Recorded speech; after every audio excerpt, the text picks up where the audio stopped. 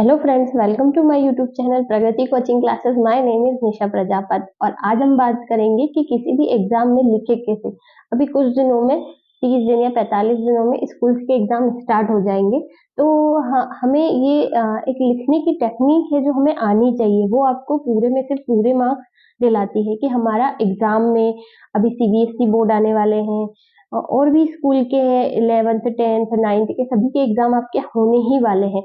तो हमें पेपर का प्रेजेंटेशन करना है, कैसे करना है कि हमें पूरे में से पूरे नंबर मिले, एग्जामिनर हमारे नंबर ना काट सके। इसके लिए पहले तो ये समझना जरूरी है कि पेपर प्रेजेंटेशन की जरूरत आपको पड़ी ही क्यों है ना।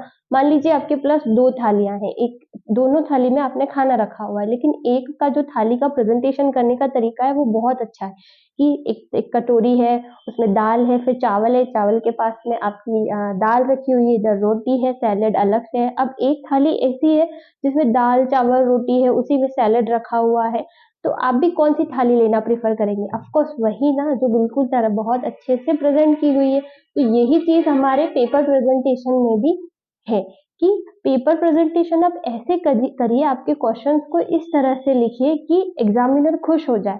एग्जामिनर वैसे ही चिड़े हुए रहते हैं, उन्हें बहुत सारी कॉपियां चेक करनी रहती है, उनके पास इतना टाइम नहीं है कि वो बैठ के आपकी कॉपियां देखे, है ना।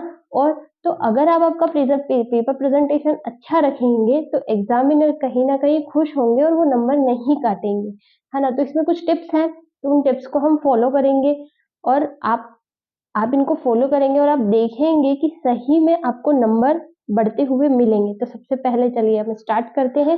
सबसे पहला है हमारा कि सबसे पहले आपकी जो कॉपी होनी चाहिए वो नीट एंड क्लीन होनी चाहिए। नीट एंड क्लीन का क्या मतलब है कि आपकी हैंडराइटिंग कम से कम ऐसी होनी चाहिए कि आपको भी समझ में आए, है ना। ऐसा नहीं, कभी कभी हम ऐसे लिखते हैं कि बाद में हम पढ़ने बैठते हैं तो हमें ही ना समझ में आए। तो आप सोचिए ना एग्जामिनर के बारे में कि कम से कम एग्जामिनर के सामने ऐसी राइटिंग लिखिए कि उन्हें तो समझ में आए। फिर कभी कभी आप प्रॉपर स्पेस रखिए, 2 वर्ड्स लिख रहे हैं तो उन 2 वर्ड्स के बीच में भी प्रॉपर स्पेस रखिए, है ना। कभी बिल्कुल पास पास में लिखते हैं, सारे वर्ड्स के बीच में गैप जो है बराबर रखिए। और ये चीजें आप प्रैक्टिस करने से ही आएगी। आपने पहले एग्जाम दिया, आप जब स्कूल में हम एग्जाम देते हैं तो ये चीज टेस्ट देते हैं, तो ये चीज हमें तब भी ध्यान रखनी है, तो ये हमारे प्रैक्टिस में आ जाती है ना। तो जो पेपर की जो फर्स्ट कॉपी होती है उसमें पहले पेज पर आपको कटिंग नहीं करनी है, क्योंकि first impression is a last impression. आपने पहला जो लिखा है आपका पेज वो बिल्कुल नीट और क्लीन होना चाहिए, पीछे भी नीट एंड क्लीन होना चाहिए। पर ऐसा नहीं है शुरू में ही लिखते समय आपने क्या किया, उसे काटफास करना स्टार्ट कर दिया। फिर मान लीजिए आपने क्वेश्चन स्टार्ट किया है, ऊपर आपने लिख दिया क्वेश्चन नंबर 1। ये आपकी क्वेश्चन शीट नहीं है, ये आपकी आंसर शीट है ना। तो ऊपर क्वेश्चन नंबर ऐसे बड़ी सी हेडिंग में क्वेश्चन नंबर 1 नहीं डालना है, आंसर नंबर 1 डालना है आपको। ठीक है, फिर आपको करना क्या है कि आपने कोई भी 2 क्वेश्चन लिखे, है ना। तो 2 क्वेश्चन के बीच में कम से कम 2 लाइन का गैप जरूर रखिए आप, है ना। क्योंकि पहला लिख दिया और फिर दूसरा वाला गैप छोड़ा ही नहीं, एग्जामिनर को क्या पता कि आपने वही क्वेश्चन स्टार्ट कर दिया है ना, वही क्वेश्चन चल रहा है या नया क्वेश्चन आपने स्टार्ट कर दिया है। तो कम से कम उनके बीच में 2 लाइन का गैप रखिए, है ना, तो एग्जामिनर को भी समझ में आए। और नंबर आपका जो है क्वेश्चन के नंबर वो आप प्रॉपर डालिए आंसर के। ठीक है, फिर एक बात आती है कि अंडरलाइन करने की। देखिए, जो भी आपका क्वेश्चन आंसर आपने लिखा है उसमें कोई भी चीजें जो इम्पोर्टेंट है, जो लगती है पॉइंट टू पॉइंट, उसको आप अंडरलाइन जरूर करिए। अब एक पैराग्राफ में कितने शब्द को हम अंडरलाइन करें? कम से कम 2 या 3, ऐसा नहीं कि पूरी ही अंडरलाइन करते गए आप, है ना। अब अंडरलाइन की जरूरत क्यों पड़ी? देखिए, हम हिंदी में हमारे पास समरी आती है, हम लिखते हैं कि कवि ये कहता है, तो कभी हम कवि का नाम लिखते हैं जैसे जयशंकर प्रसाद। तो एग्जामिनर को यही तो चाहिए कि आपको पता है कि नहीं कि ये जो गद्य पद्य लिया गया है ये कौन से लेसन से है, कवि कौन है इसके, है ना। अगर आपने उन चीजों को हाईलाइट कर दिया, इन सबके नंबर बटे हुए रहते हैं, है ना, किसी के आधे 1/4। अगर आपने हाईलाइट कर दिया और एग्जामिनर को बस सीधे सीधे पता पड़ गया कि ये वाली चीज इन बच्चे ने लिख रखी है, तो वो आपको पूरे में से पूरे मार्क्स मत दीजिए। इसका एक और फंडा ये है कि आप एग्जामिनर को अपनी कॉपी में डीप में जाने ही मत दीजिए, है ना। आप डीप में जाने देंगे तो वो नंबर काटेंगे, आप उन्हें डीप में जाने ही मत दीजिए। देखिए, अब आता है कि आप ये जो पैराग्राफ वाले क्वेश्चंस होते हैं, आपसे फाइव लंबे जो 5 मार्कर्स वाले क्वेश्चन है या फिर सोशल साइंस में होते हैं, उसमें पॉइंट्स होते हैं, है ना?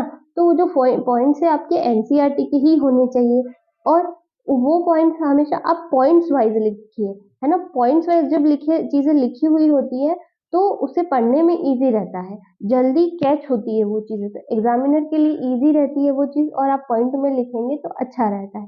फिर जितना हो सके आप आंसर में आपके डायग्राम, फ्लो चार्ट ये चीजें जरूर मतलब बनाए, अगर उसमें है कि हाँ ये जरूरी है तो बनाते जाइए। और ऐसा भी नहीं कि पूरा क्वेश्चन आंसर आपने लिख दिया और पीछे आप जाके है ना, आप मतलब इस साइड पे या पीछे के साइड पे आप डायग्राम बना रहे, नहीं, उसको अगर बीच में जरूरत पड़ रही है तो बीच में बनाइए और अगर पूरा लिखने के बाद एंड में जरूरत पड़ रही है तो एंड में बनाइए। अब अगर आपने डायग्राम और ये सब बना दिया है ना, पेंसिल से बनाइए और उसकी लेबलिंग जरूर करिए। सिर्फ डायग्राम बनाने से कुछ नहीं होता, एग्जामिनर को पता होना चाहिए कि आपको लेबलिंग आती है तो आपको लेबलिंग जरूर करके आना है, उन सबके नंबर मिलते हैं। फिर एक क्वेश्चन आते हैं डिफरेंस वाले क्वेश्चन, उसको हमेशा आपको टेबल के फॉर्म में लिखना है कि मान लीजिए इधर आपको दो टॉपिक दे दिए, उनमें आपको डिफरेंस बताना है, तो आपको क्या करना है, उनको टेबल फॉर्म में लिखना है और उसमें भी एग्जाम्पल देना है। और अगर उसमें एग्जाम्पल है तो हो सकता है आप उसको डायग्राम के थ्रू भी समझा सकते हैं, है ना? और डायग्राम हो तो उसका भी डायग्राम जरूर बनाइए, कम से कम 4-5 पॉइंट लिखिए, एक एग्जाम्पल लिखिए और फिर आप उसका डायग्राम भी बना दीजिए। ये हो गया। अब कभी कभी क्या होता है ना, बच्चों की कॉपी बड़ी रंगीन सी दिखती है, अलग अलग पेन यूज करते हैं, मतलब कर रहे हैं ब्लू पेन लेकिन कभी जेल पेन कर लिया, कभी कभी कभी ये बॉल पेन कर लिया, तो ये देखने में अच्छा नहीं लगता, कोई दिक्कत नहीं है, पर आपकी कॉपी ना रंग बिरंगी लगती है, दिखने में अच्छी नहीं लगती। ठीक है। फिर आता है कि हम चलिए एक और चीज आपको क्या करना है कि हमेशा आप सेक्शन कोई सा भी कर सकते हैं, है ना? सेक्शन ए बी सी 3 होते हैं, पहले आप सी कर लीजिए, लेकिन ऐसा कभी मत मत कीजिए कि सी सेक्शन में क्वेश्चन को उलट पुलट कर दिए, नहीं। अगर सेक्शन सी में पहले 6, 7, 8 नंबर के क्वेश्चन का सीक्वेंस है तो इसी सीक्वेंस में आपके आंसर चलेंगे, ऐसा नहीं है पहले 7 कर लिया, 8 कर लिया। इससे क्या होता है ना, देखिए एग्जामिनर कॉपी चेक करता है, उनको उनको तो ये है कि ये इतने मार्क्स का है, ये इतने मार्क्स का है। अब वो बार बार पीछे देखने बैठेंगे कि ये पहले ये वाला कर लिया, फिर ये वाला कर लिया, ये वाला कर लिया, तो उन्हें दिक्कत होगी, तो एग्जामिनर चिढ़ जाते हैं। तो ये बस एग्जामिनर को खुश करने के तरीके हैं कि वो आपके नंबर ना काटे। ठीक है। फिर आते हैं न्यूमेरिकल्स पे। देखिए मैथ्स में, फिजिक्स में न्यूमेरिकल्स होते ही हैं, आपने उसे सॉल्व किया, इधर आप नीचे जो भी आंसर आया उसे आप एक डिब्बे में बंद कर दीजिए। फिर जो भी चीज यूज हो रही है, उसमें फॉर्मूला यूज हो रहा है, आप उसको ब्रैकेट में बंद कर दिए, उसे भी बताइए कि आपने इसे क्यों यूज किया है। फिर यूनिट जरूर लगाइए, यूनिट के हाफ मार्क्स होते हैं, है ना? ये चीज हो गया। फिर कभी कभी बच्चे इधर भी बहुत सारा मार्जिन छोड़ दिया, इधर भी बहुत सारा मार्जिन छोड़ दिया, नहीं, बहुत नहीं छोड़ना है, आप दोनों तरफ छोड़िए, पर एक पर्टिकुलर ना कॉपी लिखने के लिए दी गई है, इसलिए नहीं कि आप बस मार्जिन ही छोड़ते रहे। कभी कभी बच्चे इधर भी बहुत सारा मार्जिन, इधर भी बहुत सारा मार्जिन छोड़ देते, नहीं, थोड़ा थोड़ा छोड़िए, जितनी जरूरत हो उतना ही छोड़िए। अब आता है कि कितने मार्कर के क्वेश्चन में आपको कितनी लाइंस लिखनी है, तो नॉर्मली हम ऐसा कर सकते हैं कि अगर 1 नंबर का है तो आप 2 लाइनें लिख ही लीजिए, और अगर 2 नंबर का है तो 4 से 5, है ना? और लॉन्ग आंसर तो हम वैसे ही लिखते ही हैं, तो ये इस तरह से हम उसका डबल या फिर उससे 1-2 लाइन एक्स्ट्रा हम लिख सकते हैं।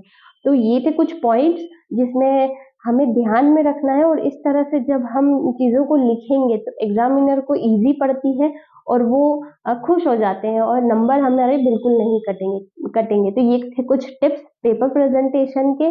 तो आई होप आपको वीडियो अच्छी लगी हो, और अगर आपको वीडियो अच्छी लगी हो तो प्लीज कमेंट जरूर करें, और कमेंट बॉक्स में लिखें कि आपको और कौन सी वीडियो चाहिए, और चैनल को शेयर करें, सब्सक्राइब करें। Thank you. बाय।